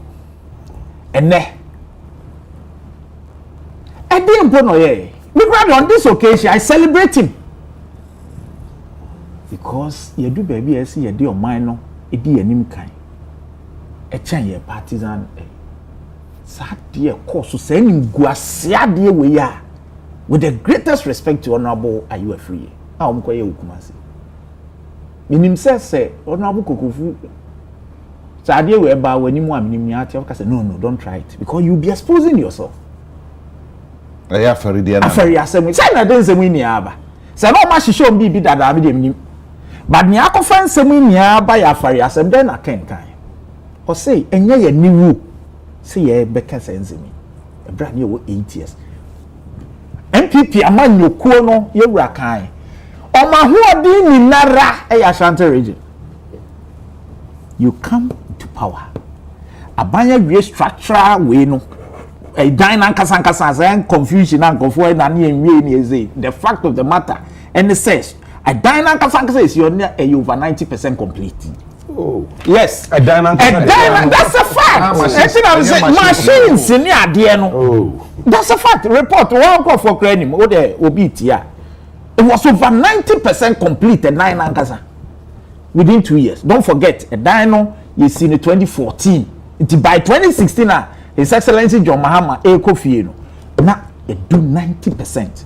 Biomedical and nyema I say ye dey egu mu no. Na na enko anim ka de ne say. Contractor. We cry the asantifo e omne ma ye to me. Ti we cry the end more than 6 months. Mo install nyema no. Ye enko. Na mbetana se ya nesi ochina se nesi ochina se. Ami ewura you a free ye na ye panyi wa aban nim. Ena manye ena party ko opposition. Afi na me video na me ni aba oho MP no persuade so MP. Enko ro ahuri atra wo you know na ayaye no as a wall na wo ho no so obeko na ekuzi say wani wu 8 years say na mo fast anti-fover normal ni mo pesa mo ye ne say for the optics say Ghana say ahuri anim kosro nti no wa microphone ye hu so ho afu wu fi o na ado mo afsa sekan mo ko da hwan ya trasa o se mo ba mo so anye omba se mo ba na ho afu man no man no ncho mo kokodo no ye ba beto the mess na contractor demanded over 78 million. Mom says can nya no kore enti nya no kore na and omo na the report on the jay no contractor no so demanded because of my delayed niema. That is the demand of the contractor. Yen free so no na contractor need demand bia we so enkrata ya beto a omo agitu me in fact metie omo former health minister say yes contractor no demand niema bi omo no ne nya adwen enti na ade ne eda ho enti na ho nkosi sen se yaba ese ya hwe sika na ye de yes ade ye beye but me me cha ne say wona ye di ja wa wantimi no wona akokoye press conference fa cameras di wachi ese Ghana fo ne enhwe we biase ne enhwe say wo de o adwen pa wona akodo omdo se me ma akwan omko wonzo omdo Central Regional Secretary Abranti communication director ana Ini nkomo na. Poyando so. Poyando. Ya na nipa bi o ma. Yewura kukufu. Debi o. Na fe ma sha se. Na bo me back end there no. Okay. Enti na mo koye sa de we di gu mo ma se. Na papa no do a wo ma mo party no. Amsa de we ngu asese me betimi kura ama ye di njo. Enti na sese me ka ho asem. No se ade a ye mo aye. Na ye nimpo wu se ye ntimi anye ni mfie wotwe. Na ban a wadi afe ne fa ene ye ba be criticize no. Asem o kan yi ni. We anti-party conduct. Aram ka say anti-party conduct. General Secretary in waiting. We anti-party. Anti-party conduct. Wait. Anti-party. Again waka. Yeah, anti-party. Again waka. Na unim yom quote me on constitution no say on constitution say obi endi no crem farmer party no. Ndi wedi tro no. No crem no na petition na senior so say wedi tro to party no so. Sa same way and how they be invited. You Kennedy, your former presidential aspirant. NDC there, the democracy there, we are seeing the buy. And then you Rakukra need the hunger. What is your Trump petition? Vietnam. You see NDC Kakra. At the Coquel, the Munity. Everything. Okay, on the movie. What you say? Or no? Or can in fact, you probably be a common Madrid. Na ni anu wa ma fam ne ze second kan dia emrani ni di bo bi kati akan dia normal wa oni ameche no emranti a malline ni omo app kan sem na ya gwa hokura se nyamranti keke mpanifo hwa nsem a yewura tachen akafa yewura ken ho kan sem a yewura tachen a onye baumia His Excellency Dr. Bambu Baumia confident pa campaign no di mo akoten pa hwense mo kafa Kennedy Japan na sebi if it da ben na mo hu nche so obegina president a na mo dey the problems e woni ho mo kan semwa such a person na what you in the past as celebrity nene mo de nako na mo dey ko mo no ntumi ntwero mo suru mo akofa mrantie bi a you say omun tron fan ko you Kennedy Japan for some men dey dem ba akukure bom suru mi so omu suru so ba ka so so dey mo watch e akoko fu ka say ba ye di attack otimi kure mo ni di e di You know why? Kennedy Japan otimi mo mi so obi asuru we be ma fe I'm so will be a wasem wo kro say you now be one no but that is that as a part American so by the chapel MPP almost stock in trade no one cause and say apart from a nipa baako no obi akabia ye bonsam eno na ye reckon the champion obi anim yen kwa ye ni party ni ye tem wo de boa party no open wasem so kujira president what did you see even on one person was we still raging for and when the ma you Jeff regional chairman say hey we eboni ayesa okay we eboni ayesa mi fie ha na mo bedi sika kai na fie aye woko we say me ma mejibi we say bejibi we say ma mejibi eti mo party mo pese be democratic party ana mo di yes apamo alam fim party ene MPP party ene mu achemiensa na de unim sa afafranto e na base meboa debi meboa the base so much wo mo ho efi yi manuel efi MPP thank you afafranto no zo omti omhu fi omti omhu fi MPP sa eti nie yewrada rocha nom dija mo no ne results obi so ka sese mo so ege party egle party mi ame bra kwa yi afeben orukwa mofa afeben orukwa mu ase ne ba bi aye dui na 2020 ahe fonka afeben ubeda samanso te no de afeben nti ne ba bi aye dui na se muguso yes ade na now the yen record na ebe chen say emposesi ya yen koye nim ne party je kobeche bi dam tenum jama mo no ni nti ye de ye home all right so am say ken hu hia omo a but ken na 7 notice or say July or June July oh we ready e wa mame e wa mame but you see yen somebody be nya enwawa because ken sem o keka ye no bebre yenim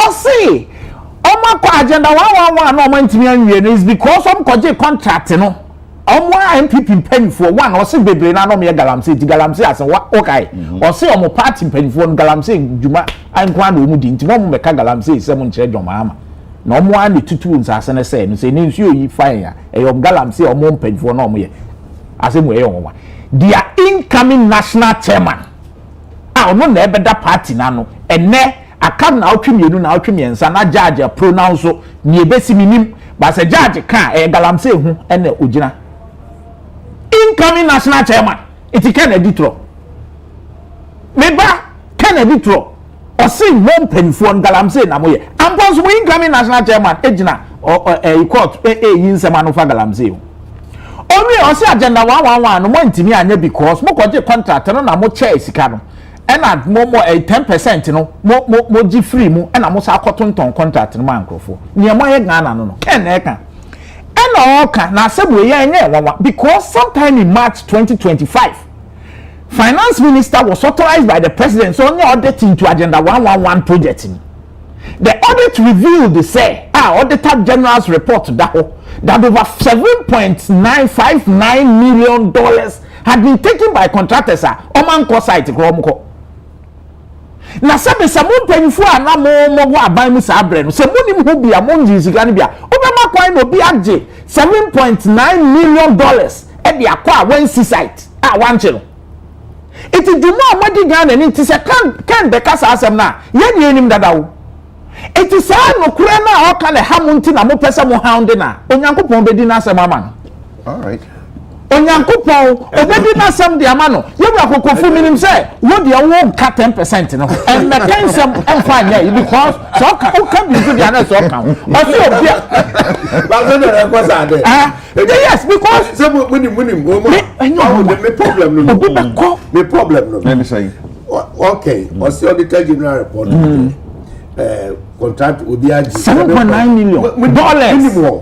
They will say no na you so say no na mo contract no oh asma make minimum amount ni din but minimum a ejiji your contract Yoko is working on that. I can tell you authority am I invite contractors so then emrame ba na wa buy no come sika man kwofo na so mo ya adwuma no wotie me you wa hey see you na nsuesi ade but obi a nom ne die bi me nom me die me nom so nom mo die enti ye bo ye ka o ma nom suo ofie ha ye see them ha me no me yan ka ho ye no ka 10% listen to me me see nsuesi ye nyina ye ana me enu anom suo wo me nom enti me nka ho e so nom o nka to ka 10% me bo so you see and someone in the list and someone in the board you trading what you say but all can same be I agree with you on most of the things because maybe we are now be man no new politics no correct now the new run is not a team of party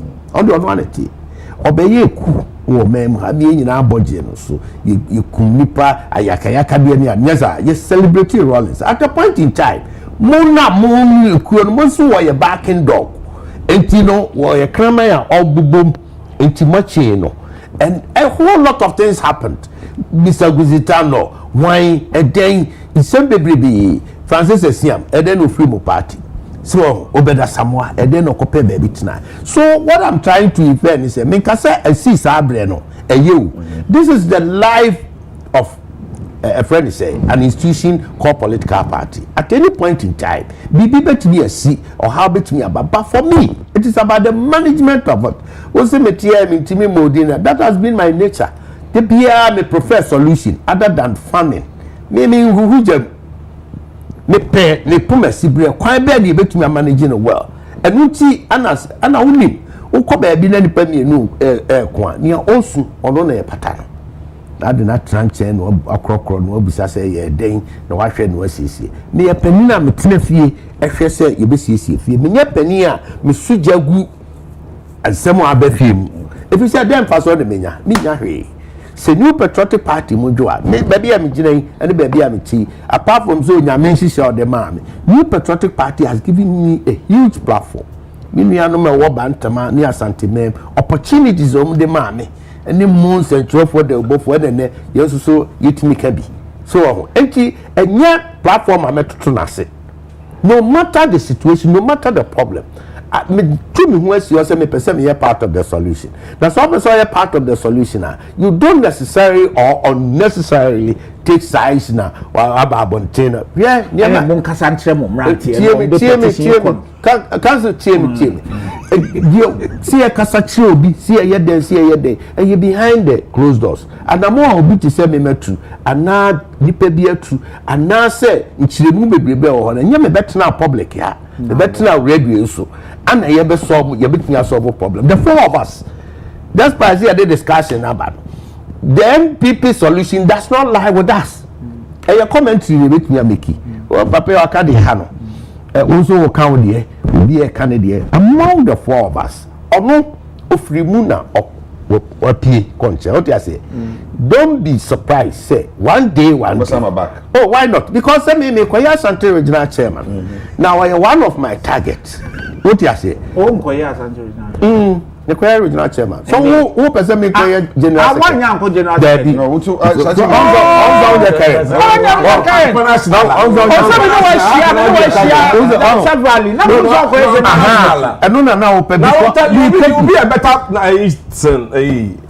Mamma Asante regional. Na me wa Asante regional. About what support is it doing? Me kwa Asante regional. I will block you. Never fana Kukumase. One of my campaigns in the advisors in the day. You see, where the chairman are hoping. Oh yeah, Bantama chairman for 2 terms. My Asante Regional Reconciliation Committee Secretary. My Asante Regional Finance Committee Chairman. No, Asante Regional Elections Committee Secretary. Communicator for over 25 years. My KMA, Government Appointee, Finance and Administration Committee Chairman. And I know the nitty-gritties of Asante politics. And me are proud of Asante politics. It has incoming chairman for Asante region. Council. Are you a free year? Council. One will say a friend say fees of who's a fees of MP. What's a cracker? Well, never a crash. That answer. I can't now I caught to one and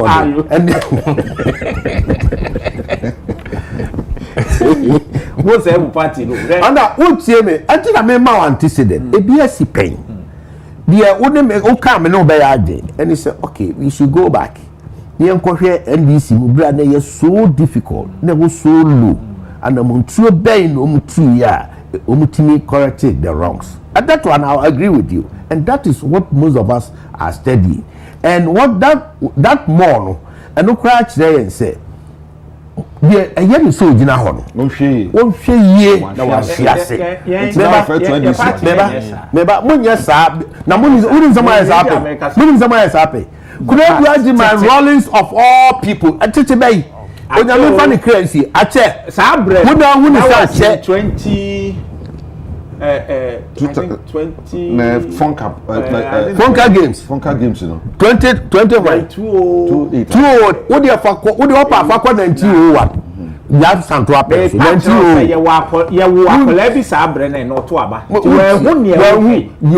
the point. But you cannot discount history.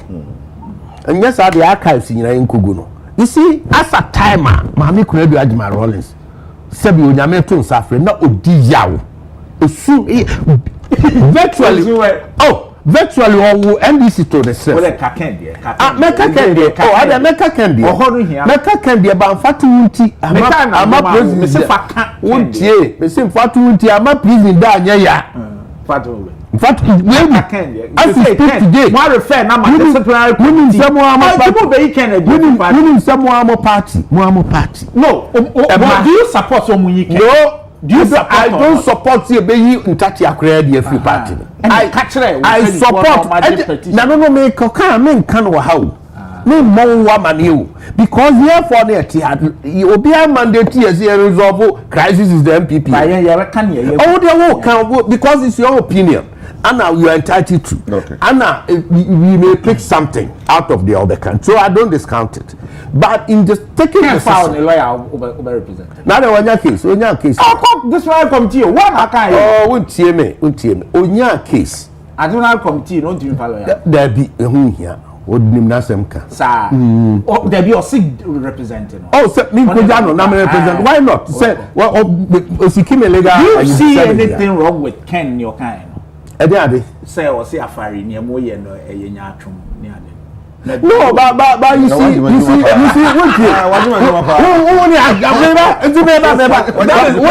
get if you have two lawyers what you see apart from them could wadu aduma this just how the negotiator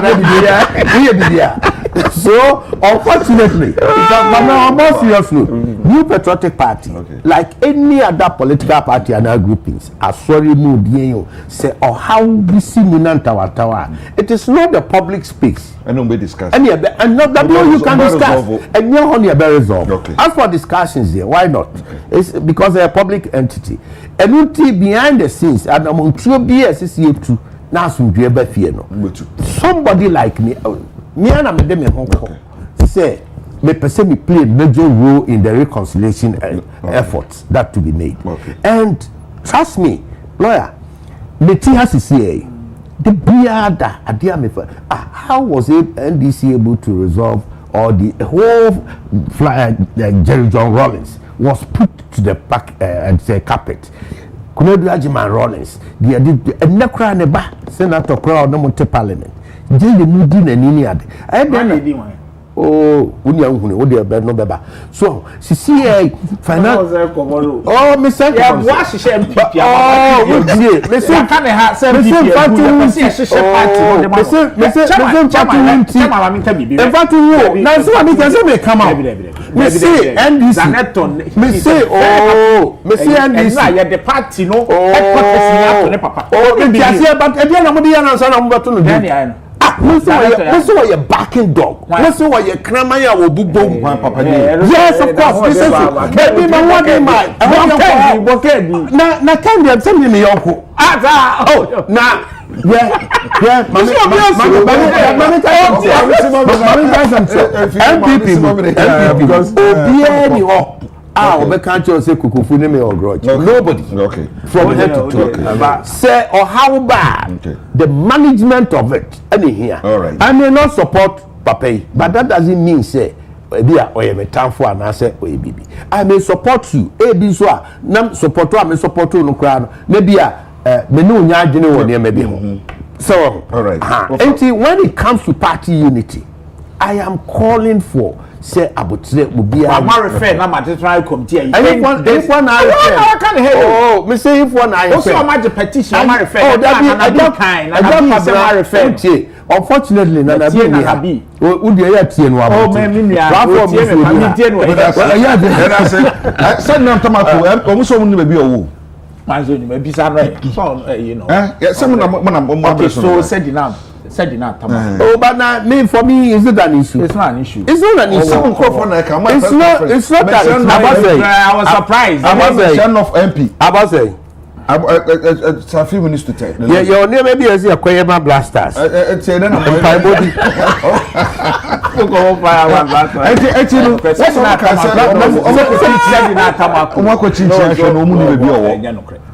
You see, okay, I said, when Timmy Crunch, baby, or tail.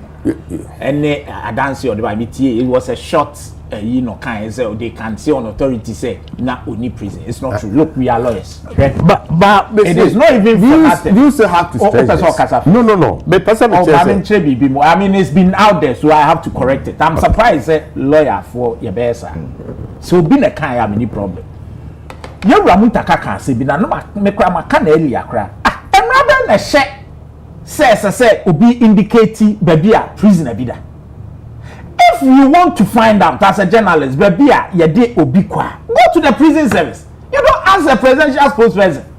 Ya said the say US for na communicate some the neighbor as a bind because near prison for na be kwa akogye no ya kwa akogye no your friend is saying airport yeah presser and ya chere Ghana for see yensa kam yeah the number prison service that is what the spokesperson for the president said of the government said near kano ya chere say wo prison service for nsem kwa come say prison service for journalists biara ni ho call prison service and amodi MPP for echi say yes said na or house arrest yes say or chele or baby yes or yes. Look, we are lawyers and Honorable Kukufu knows this. Obi yari I am fan condemn from the beginning. Yeah. If or democrat no yari you no call hospital. It is oba aye no me dem nkasa sa na tie na ne ho fana. Nobody will take him take her to the prison cell. So as a lawyer no you BBI so you very careful because how you tried. Enti enema akoso no as far as we are concerned from day one oba what's your prison service once.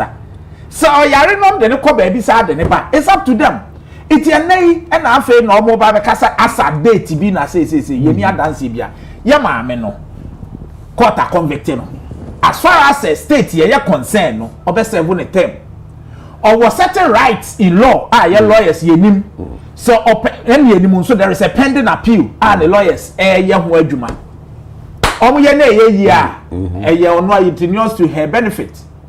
Senya yewura kukufu aka say chief justice e wo ho kwan say ese so ye or expanding the frontiers of the law. Say ma me itimi ye of course because ye nim say house of right no appeal 3 months and na court so your friends saying time na pa hun to leave of court so and also 3 months 6 months ni niamu no or chere court say and here maybe because some file appeal no in 2024 and that must be placed on record sometime in May 2024 notice of appeal they filed it but now attorney general at the time no SMAMini ni ho no need a right to appeal until that went on and off and a court said she can until they only filed the submissions sometime in February 2025 coincidentally can cut that details no it's important it's still a court process no would there enyawo say ya me no pe ene ete ha na MP abonti anka me nkasa because minim say oti o professional job na say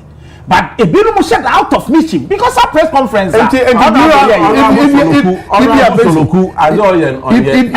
you are saying say in quote out of mischief do you give it oxygen? No, because we need to expose him. No, because we are lawyer. Ni now him say, "What's your konkobisa?" Me didn't share program this so. No. And he insisted, so no, it's for the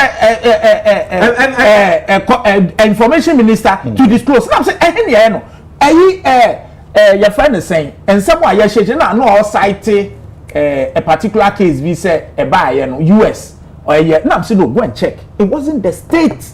And say no person who be obi da prisons ni ade. It is the prison service now be call mo check. Prison service for a man. Look at the way he put it. Intelligence. No sweeping statement. Intelligence. You are saying that intelligence. Party NDC is being sunk. No sorry you. You see, when him said that he be mobile power, but this is not the NPP. 2020. No. 16, 2021. I'm surprised. What's the party? And then you cast a minority. So be a print.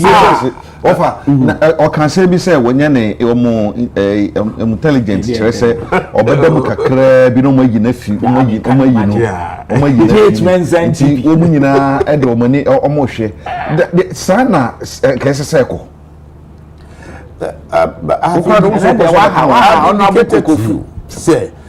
for me, issue it's not a matter for me to. Okay. So let your processing taking a course. Now you share how it goes. Because you see, honestly, anyway, I rest my case. Okay. Oh no, I'm almost say party. Sorry. Minority. Oh, now can be David. Yeah, minority.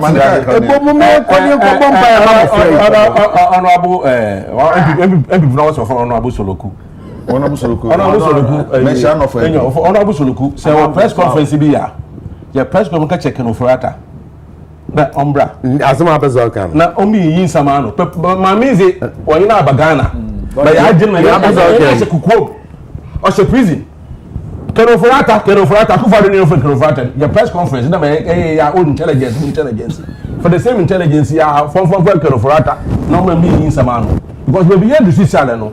On Yaza, Obinom says ade we. Nipa keke bi was it yes secret na nkan. No, you see Ken asemo okay.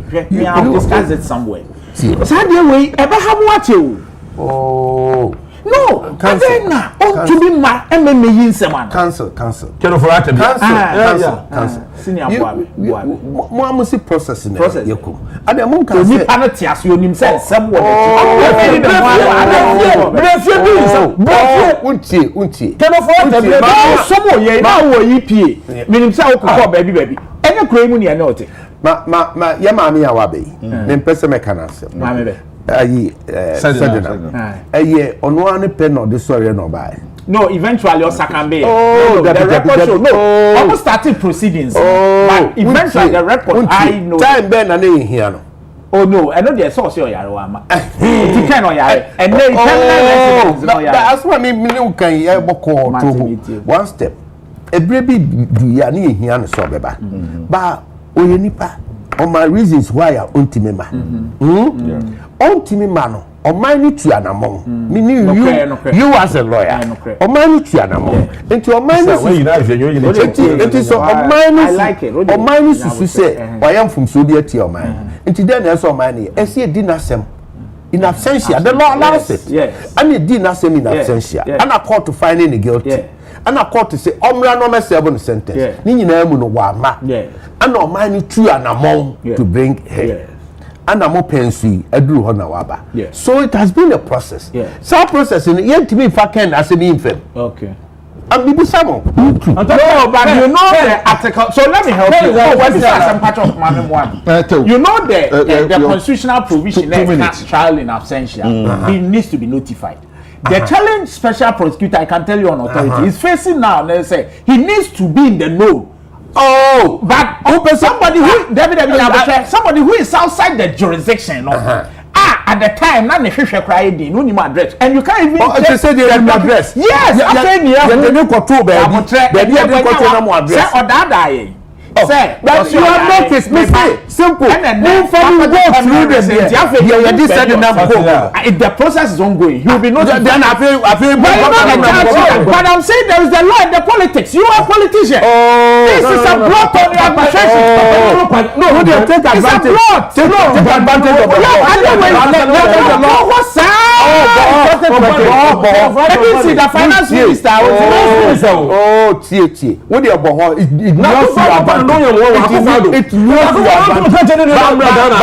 legally. At the end, I'm on fast. He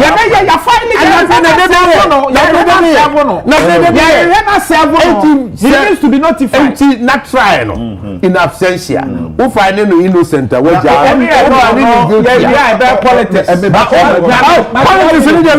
that be the case? The finance minister.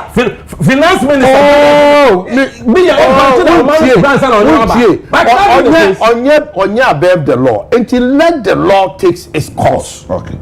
You can be president. You can be president. You may decide the law. Me ana. I saw so small man. I know you. Man yare ankoda gbe.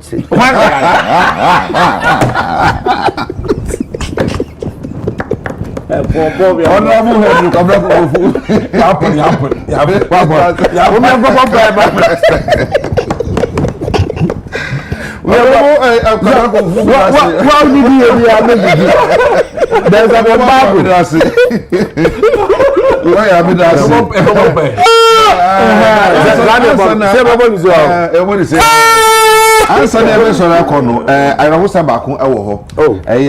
DCOP retired kwa Iso Pareado lawyer. Odaya one sorry.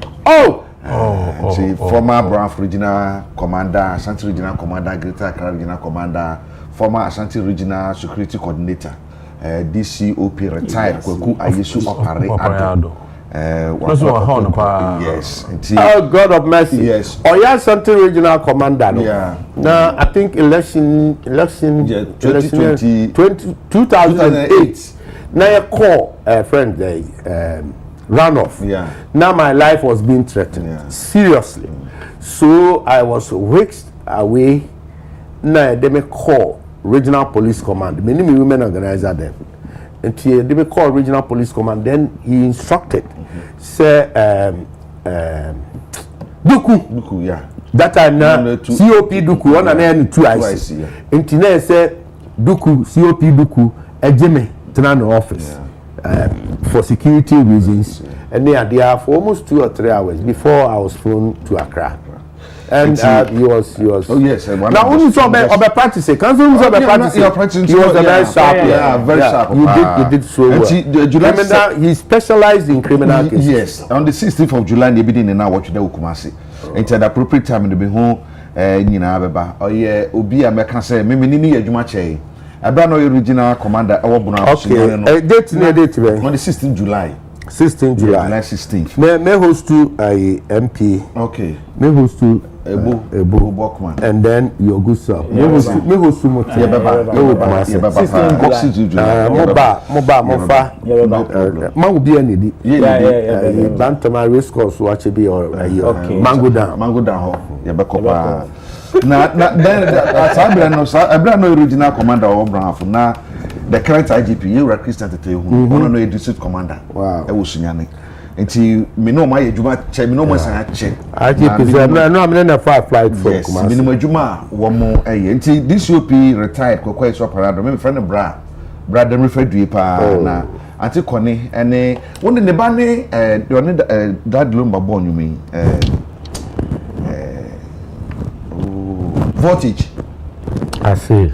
Pimpim do orapu wo mu no orado ba no. Oh okay. Nti voltage baby a wo bia so me ma hye den papa sanso na me nua ba ko. Ye JB okamona me ku no ho. Ye secretary JB ene eye wo da. Nti JB happy birthday. Ene party. Said ye no ene be bom ye wini a net to so. De be start ne e dia bo ne e dia wini ne e dia to so to rochina. Ochina obi ankwa sori. Na mo no besre na ya asofo no mesre pa se meti how invitation dey go office na me ankwa sori ensentwe na ko laridogbe ye besre se niam bia akoso kakra laridogbe court se so bail pending appeal usually say court no ehwe na say day time e dey ma on appeal no it takes a while ye be record of proceedings near the ekra na check eti no bail pending appeal out anya because that the several decisions are court na because e be appeal no ademo e no na eto de bia na ya policy lari baby a obi a no contempt case ye nyina I wish him well ye nyina dey pabota wuchi court na court na dey that how is a kickback issue there na Rebon Acha or reporting na the front page the picture we used it was a very funny picture na enquire na me for paper and me show ya na judge say young man come here or the police obachi be kogi dey nyimbo say that me John do you know what you've done is against the laws of this country I say yes my lord no say when you could na nti wana obi court officer also Brenton onye presiding member as the first time we have a court no say okay I'll go and say no more I just say be to me